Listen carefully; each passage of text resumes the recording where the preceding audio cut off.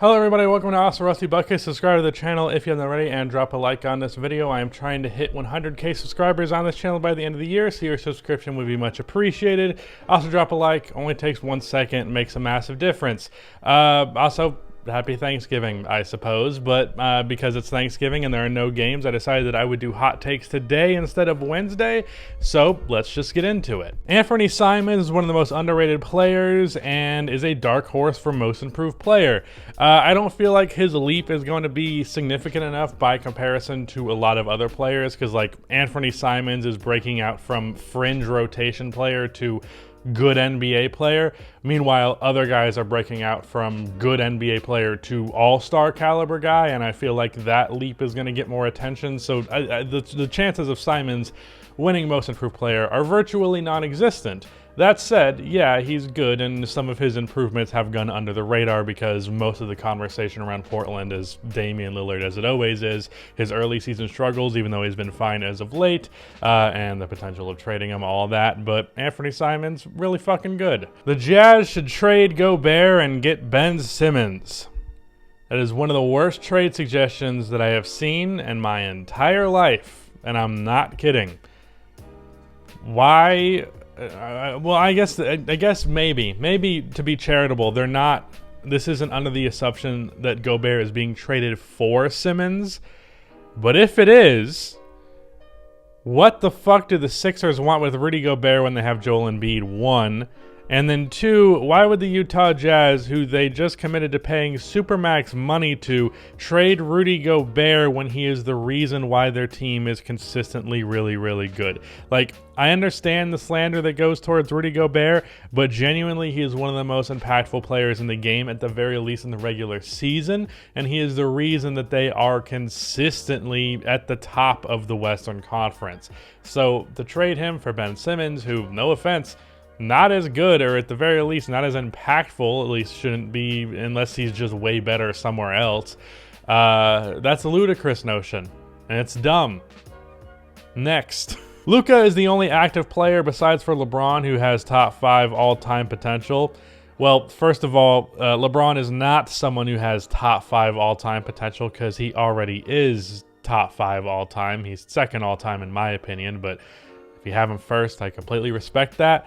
But I would also put Giannis in this conversation for players with potential to be top 5 all-time. Also, not to mention that it's feasible for some guy that we just don't really know much about now, who's been in the league a year or two, just randomly breaks the fuck out and gets into that category. It's like an extreme anomaly, but it's not impossible. Like, let's say Anthony Edwards is just way better than everyone thought his potential was, and then maybe he cracks into that category, but that's just, and Anthony is just one example. There's dozens of young players you could pull from. Maybe it's SGA, but whatever. Regardless, any player could come out of nowhere at any time, and we don't always need to act as though potential is this strictly binary thing. Sometimes guys we think don't have a lot of potential have a lot of it. Some who we think have a lot of it don't have jack shit. So that said, right now I think I would also throw Giannis in the category of someone who could crack the top 5 of all time. But I have to say this with literally anybody. Cracking the top 5 of all time takes a ludicrous amount of achievement and talent. And that's a high bar, so the odds that someone that I say could reach it actually reaches it is very minimal. The fact that I'm saying 2 players in the league right now could reach it, that means knocking out multiple other players who did. So I don't know where I'm going with this. Basically, when I say, yeah, they could, that's very far from saying, yeah, they will. Basically, Steph Curry is the most impactful player on how we play basketball since the 80s.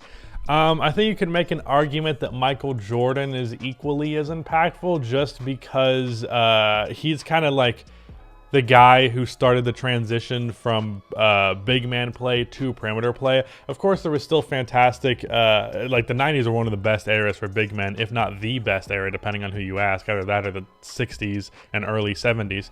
But regardless, Michael Jordan was like, when he first got drafted, everybody was like, I don't know that you can win a championship with a guard as your best player. And then now Big men are not nearly as valued as they used to be, and it's all guard and perimeter play for the most part. So I would argue that that transition is rather transcendent to the level that is comparable to the transition Steph brought to how teams view three-pointers.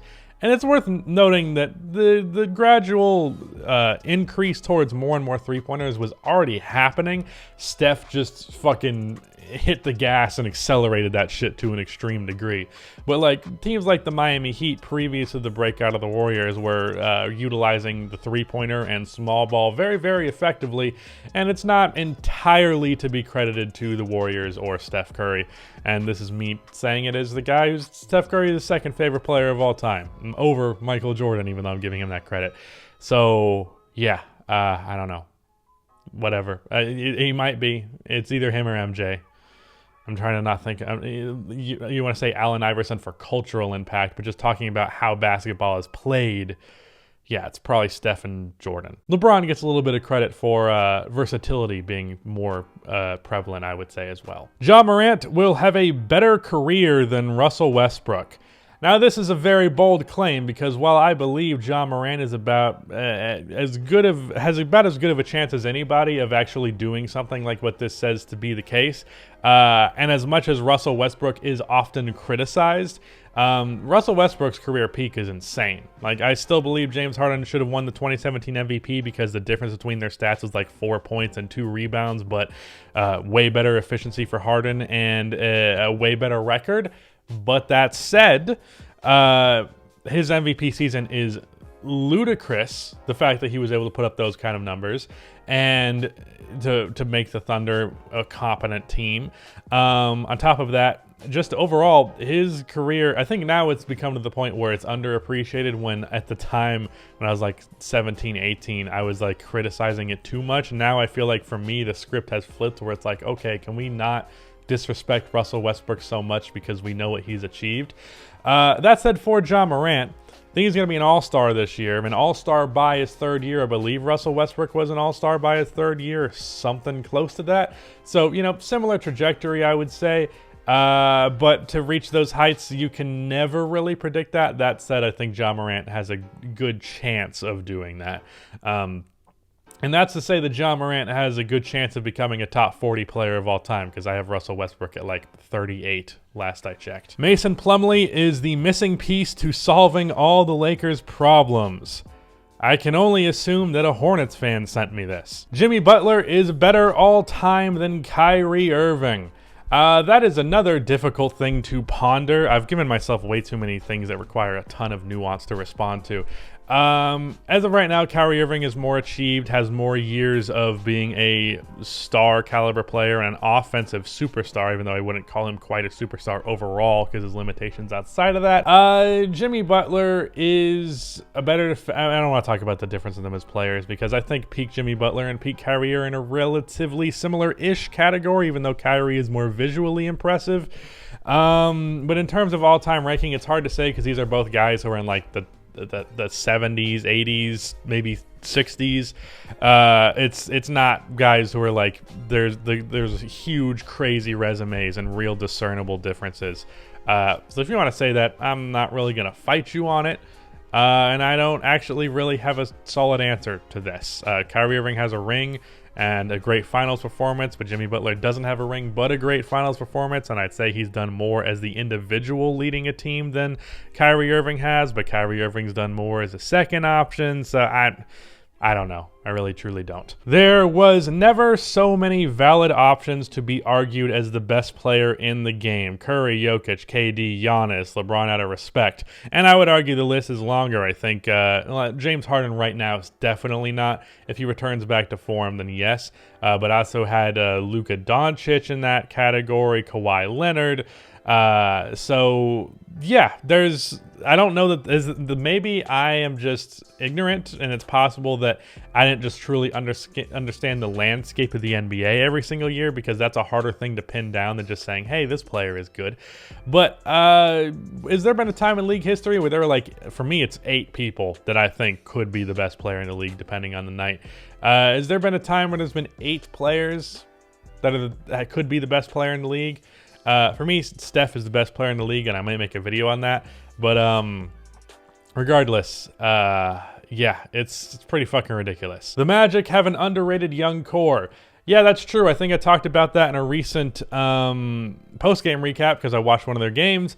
Cole Anthony is really fucking good. Franz Wagner has been really good. RIP Bulls fans, because that's the pick that was traded for Vucevic. But at the end of the day, I am more happy with Vucevic and DeMar DeRozan, who signed with the team as a result of Vucevic, over Wagner and Wendell Carter Jr., but I think long-term, eventually, the Magic will win that trade more so than the Bulls, but I'm not complaining about it right now. But Wendell Carter, speaking of the Devil, fucking fantastic this year. His three-point rate has gone up significantly. He's now has a 40% three-point attempt rate, and he is shooting 40% after previously shooting 0.8% from, or not 0.8%, 0.8 threes a game on like 20-something percent. He is now shooting 3.8 threes a game on 40%. So the leap as a shooter is significant. He's gotten more playmaking opportunities. He's a really, really good, versatile defensive player. I'm really excited about Wendell for the future, and Wagner's a really good rookie. Cole Anthony has taken a leap in his second year. Mo Bamba has been really good in his starting role, finally getting real consistent NBA minutes. Yeah, I just really like this Magic team, and they're a very interesting core right now. They're not winning a lot of games, but they're being competitive, and there are just a lot of elements of this team that I enjoy. If CP3 goes to the Lakers would not have won a ring. Miami was too strong of a team at that point.